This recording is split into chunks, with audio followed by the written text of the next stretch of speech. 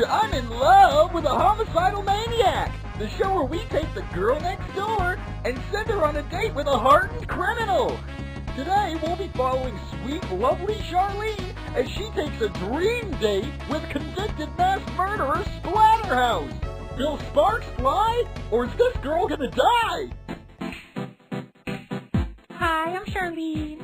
I'm 19 and I'm an assistant at the animal hospital. I love working with the animals. They're so much fun to be around. They all have their own little personalities. I like to do a lot of daring things. I like to go hang gliding and rock climbing, and I want to find a guy who sort of indulge my wild side.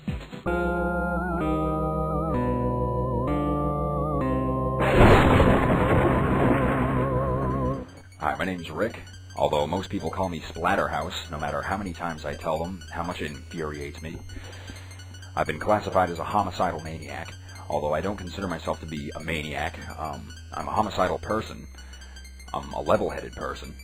I think that with most people, if you ask them if they'd like to take an axe to, say, one of their neighbors or someone who's maybe in front of them at a checkout line or an ex-wife, the majority of the responses would be yes.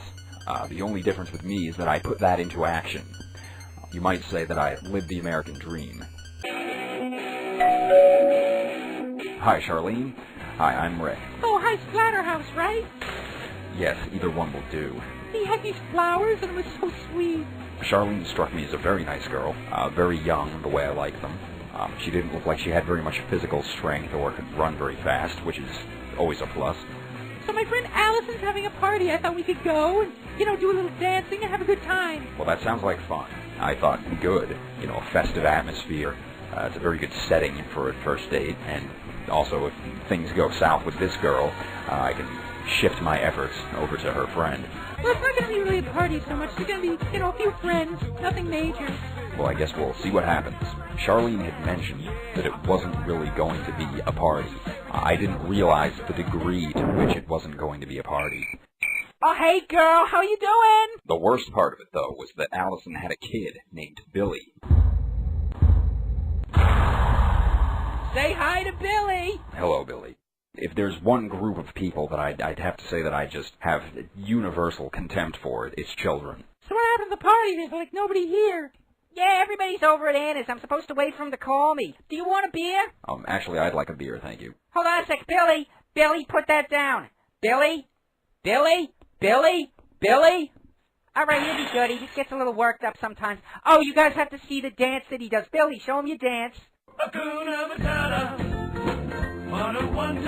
Watching some snot-encrusted little troll flapping his arms like a mongoloid to the strains of a Disney soundtrack is certainly not my idea of a dream date. Yay, Billy! Go, Billy! Go, Billy! Billy, he does the cutest little dance. Every time I see it, it's so adorable.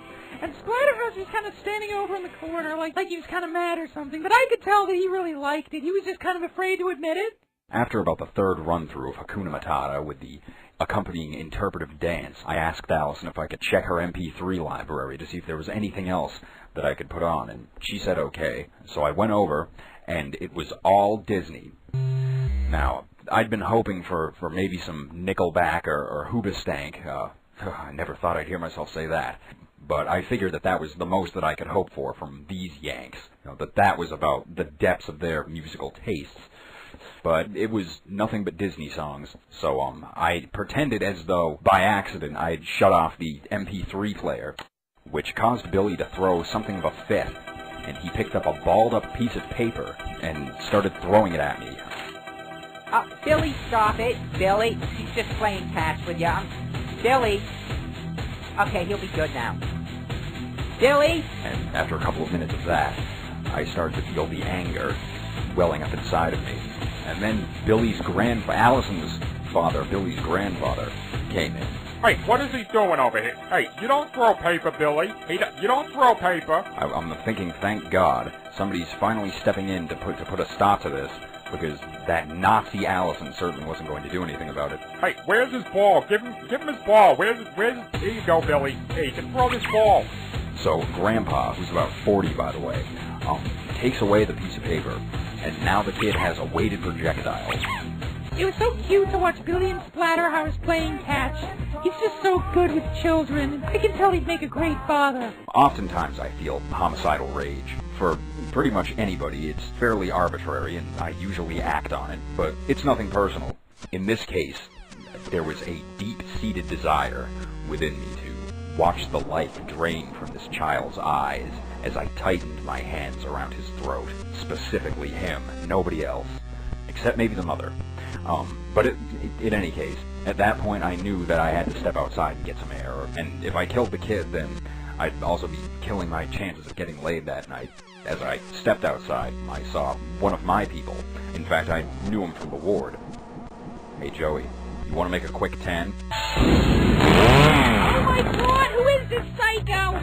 Oh, I'm sorry, Allison. This is Joey, one of my friends from the ward. He follows me around sometimes. Don't worry, he's totally harmless. Now, Joey, stop it. Joe, cut it out, Joey. He'll be fine. Don't worry about it. Joey? Don't worry about it. I'm gonna run down to the store. Does anybody want anything?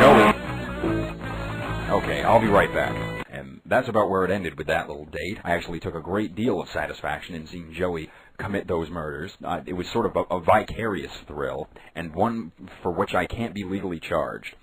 As for Charlene, she still is a great girl, in fact. Joey, after cutting up the body, he let me keep the part of interest, let's just say. In fact, I have a little business to attend to, so if you don't mind. That's all our time for tonight. Join us next time on I'm in Love with a Homicidal Maniac. Good night.